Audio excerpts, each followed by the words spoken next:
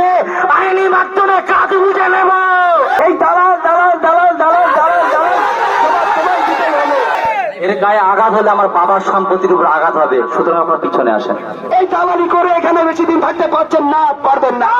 এই পঞ্চায়েতে যে ঘুঘুর ভাষা হয়েছে সেই ঘুঘুর ভাষা ভাঙতে হবে। সো গাইস আসসালামু আলাইকুম, আপনারা কেমন আছেন? আশা করছি অনেক ভালো আছেন। তা আজকের আমাদের গোসাইপুর বাজারে পঞ্চায়েতে নমিনেশন জমা দেওয়ার একটা মিটিং আছে, আর সেখানে আজকে আমরা যাচ্ছি। আর তোমরাও চলো, ভিডিওর মাধ্যমে দেখাবো আসলে কি হচ্ছে ওখানে পঞ্চায়েতের মধ্যে বা রাস্তায় কি হচ্ছে আর কত লোক হয়েছে, সবকিছু এই ভিডিওই থাকবে। চলো শুরু করা যাক তাহলে ভিডিও আজকে।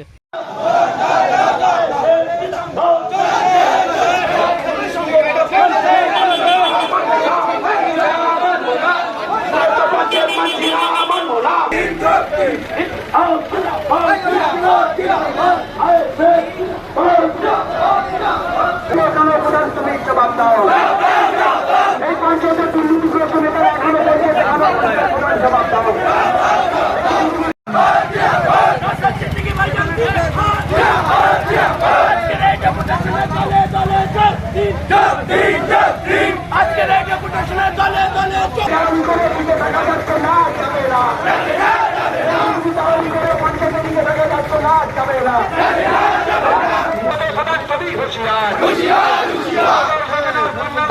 প্রকাশ করতে হবে। এই সেই দাবিতে আয়োজকের সংখ্যা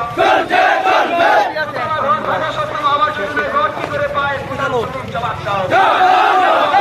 বিরোধী মেম্বাররা কাজ পেল না, তার সাথে প্রধান তুমি জবাব দাও।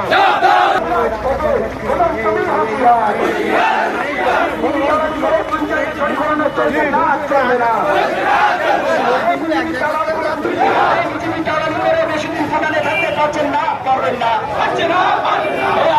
রাজপথে প্রধান তুমি হুঁশিয়ার। এই বিজেপি দালাল প্রধান তুমি হুঁশিয়ার। এই বিজেপি দালাল প্রধান তুমি হুঁশিয়ার। ওর ফান্ডে টাকা কোথায় গেলে বিজেপি দালাল প্রধান তুমি জবাব দাও। বছর হলো কেন বিজেপি দালাল প্রধান তুমি জবাব দাও। আবার সেখানে দুর্নীতি হলো কেন বিজেপি দালাল প্রধান তুমি জবাব। দালালি করে এখানে বেশি দিন থাকতে পারছেন না, পারবেন না। আবার যোজনার টাকা কোথায় গেল পঞ্চায়েত প্রধান জবাব দাও। এই পঞ্চায়েত প্রধান জবাব তোমায় দিতেই হবে। এই আবার যোজনার টাকা কোথায় গেল পঞ্চায়েত প্রধান জবাব দাও। রাজপথের দালাল প্রধান হুঁশিয়ার। কোন খন্ড টাকা কোথায় গেল বিজেপি দালাল প্রধান তুমি জবাব দাও। হ্যালো, আজকে ডেপুটেশন এসছে, প্রত্যেককে অনুরোধ করছি এইদিকে দেখান নিতে হবে। তাদের আয়সা একটা প্রধান মাসে বেতন পায় কত 5,000 টাকা, তার 8খানা বাড়ি, আরো কত কিছু। আমরা তার সব হিসাবটা জানতে চাই। হিসাব তাদেরকে দিতে হবে। সোলার প্যানেল লাগিয়েছিল আপনারা জানেন আমাদের এই এলাকায়। এত দুর্নীতিগ্রস্ত, এদের পেট যে এত বড়, মৃত বাবুর থেকেও বড়, সমুদ্রটাকেও মনে হয় মন্থন করে খেয়ে নেবে। সেখানে যে বরাদ্দ হয়েছে তার থেকে কম নিম্নমানের লাইট প্রোভাইড করেছে, এবং সেই লাইট একটা রাস্তায় জ্বলে না। কেন জ্বলে না? নিম্নমানের রাস্তা, নিম্নমানের লাইট কেন ব্যবহার করা হলো? এই দালাল দালাল দালাল দালাল দালাল দালাল তোমায় দিতেই হলো। পূর্ণাঙ্গ আবাস যোজনার তালিকা আমরা চাই। একটি মানুষ কেন দুবার ভোট পেল, কেন দেয়া হলো না, সেই জবাবটাও আপনাকে দিতে হবে। রবি ভাই, আপনাকে এখন কিছু বলার জন্য বলছি। এর গায়ে আঘাত হলে আমার বাবার সম্পত্তির উপর আঘাত হবে, সুতরাং আপনার পিছনে আসেন। এটাকে রক্ষা করার দায়িত্ব আমাদেরকে নিতে হবে। এই পঞ্চায়েতে যে ঘুঘুর ভাষা হয়েছে সেই ঘুঘুর ভাষা ভাঙতে হবে। আর এই মহা দায়িত্ব আইএসএফ এর হাতে তুলে নিতে হবে। আর সেই সূচনা করার জন্যই আজকে আমরা এসেছি।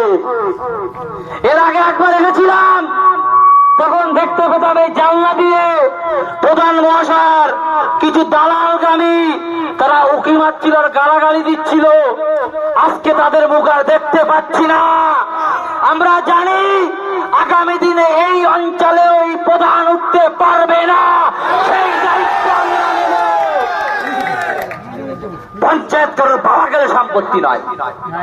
প্রতিটা গ্রামে গ্রামে ভোট হওয়ার পরে সেখান থেকে মেম্বার জিতে এসছে। আমরা জানি আপনাদের যে মেম্বার, সেই মেম্বার হয়তো সঠিকভাবে ভোটে জিতেনি, কিন্তু আইএসএফ এর যারা মেম্বার গ্রামের প্রকৃত ভোট পেয়ে জিতে এসেছিল, আর তাদেরকেই পঞ্চায়েত থেকে অপব্যবহার করা হয়েছে, তাদেরকে কাজ দেওয়া হয়নি। আজকে সেই কাজ বুঝে নেওয়ার জন্য প্রয়োজন পড়লে গলায় পা দিয়ে আইনি মাধ্যমে কাজ বুঝে নেব। আমরা ঝগড়া করতে আসিনি, কিন্তু আইনের পদ আমরাও জানি। ইতিপূর্বে বলছিল যে যারা টিএমসির মেম্বার আছে তাদের অর্ধেকেরও বেশি অবৈধ মেম্বার। মানুষের জনগণের ভোট তারা করতে দেয়নি, তারা বোমা ছাপ্পা মেরে নাগরিকের অধিকার কেড়ে নিয়ে নিজেরাই তারা ভোট করিয়ে অবৈধভাবে বসে আছে। আর তারা বুঝে গেছে যে আগামী দিন আমরা হয়তো আর এই পঞ্চায়েতে বসতে পারবো না, যত পারিস টুকটাক কাজ ছেড়ে দা, পঞ্চায়েত থেকে লুটে খা। এমনই এক লুটে খাবার দিন আর রাত তারা চক্রান্ত করছে। তারা জনগণের কল্যাণের কথা ভাবছে না, কিভাবে জনগণকে শাসন আর শোষণ করা যায় সেই ব্লুপ্রিন্ট তৈরি করছে। যে পঞ্চায়েত আমাদের ট্যাক্সের টাকায় তৈরি, যে পঞ্চায়েতের যারা আধিকারিক আছে বলতেও খারাপ লাগে বন্ধু, খুবই দুর্ভাগ্য। এক শ্রেণীর আধিকারিক তারা উচ্চ শিক্ষিত হয়ে তারাও আজকের এই অবৈধ মেম্বার প্রধানদের সঙ্গে অসতর কাজে তারাও তাদের সঙ্গে সাই দিচ্ছেন, হাত মেলাচ্ছেন। যেটা বলতেও বন্ধু খারাপ লাগে যে আমাদের ট্যাক্সের টাকায় যাদের হাজার হাজার লক্ষ লক্ষ টাকা মাইনে হয়, অথচ তারা আজ এই অবৈধ মেম্বার এই যারা ছাপ্পা মেরে মানুষের গণতন্ত্র অধিকার হরণ করে যারা এই পঞ্চায়েতে এসে 5 বছরের জন্য লুটে খাবার জন্য, আর যারা স্থায়ীভাবে 60 বছর পর্যন্ত চাকরি করতে পারে, তারা উচ্চ শিক্ষিত হওয়া সত্ত্বেও এই অবৈধ কাজের সঙ্গেও তারা হাত মিলিয়ে মত মিলিয়ে তাতেও স্বাক্ষর করছে। এর বিরুদ্ধে আমাদের প্রতিবাদ বন্ধু, কারণ আমাদের বুঝতে হবে যদি আগামী দিন আমরা এই মানুষের গণতন্ত্র অধিকার, কারণ আমরা সব সময় বলেছি যে মানুষ চাইছে অবাধ সুষ্ঠু শান্তিপূর্ণ নির্বাচনের পরিবেশের মধ্য দিয়ে এই পঞ্চায়েত গঠিত হবে এবং এই পঞ্চায়েত পরিচালিত হবে মানুষের কল্যাণকর কাজের জন্য।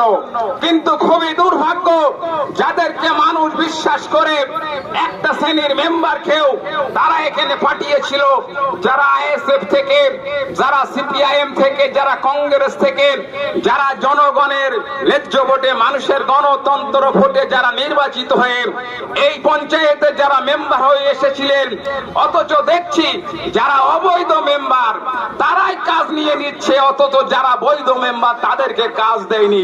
তার বিরুদ্ধে আমাদের প্রতিবাদ। এবং আমাদের একটা কথা মনে রাখতে হবে বন্ধু, আগামী দিন এই দুর্নীতিগ্রস্ত এবং পক্ষপাতিত্ব যে চলছে, বারবার অবৈধ কাজ করছে, যে গাছ নোটিশ না সত্ত্বেও সেই গাছগুলো কেটে নিচ্ছে, যে রাস্তায় তারা ভোট মেরে অথচ কাজ করছে না, এই ধরনের যদি কাজ আগামী দিন করতে চায় তার বিরুদ্ধে উপযুক্ত শাস্তি হবে। তো এর বিরুদ্ধে আমাদেরকে সকলকে গর্জে উঠতে হবে এবং মানুষের সঙ্গে যদি এরা যার প্রকৃত পক্ষে, নিশ্চয়ই আপনারা জানেন যে আবার যারা গরিব মানুষ তাদের ঘর দেওয়ার জন্য, ঘর পাওয়ার জন্য আবার ফর্ম ফিলআপ চলছে বন্ধু, অথচ আমরা দেখছি বন্ধু সেই ফর্ম ফিলআপ যারা দেখছি একবার ঘর পেয়ে গেছে তাদের নামেও তার দুতলা বাড়ি থাকা সত্ত্বেও নতুন তার উঠোনে একটা ঝুপড়ি তুলে পেপারের চাল তুলে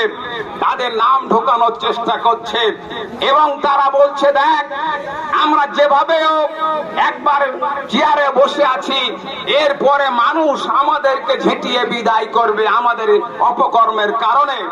আপনারা একটু সজাগ থাকবেন বন্ধু এই বিষয়ে। তারা যেন প্রকৃত যারা দুস্থ গরিব মানুষ, যাদের ঘুমানোর জায়গায় বৃষ্টির জল পড়ছে, রোদ্দুরও পড়ছে, সেই ধরনের মানুষদের আপনারা ফর্ম ফিলআপ করিয়ে পঞ্চায়েতে জমা দেবেন।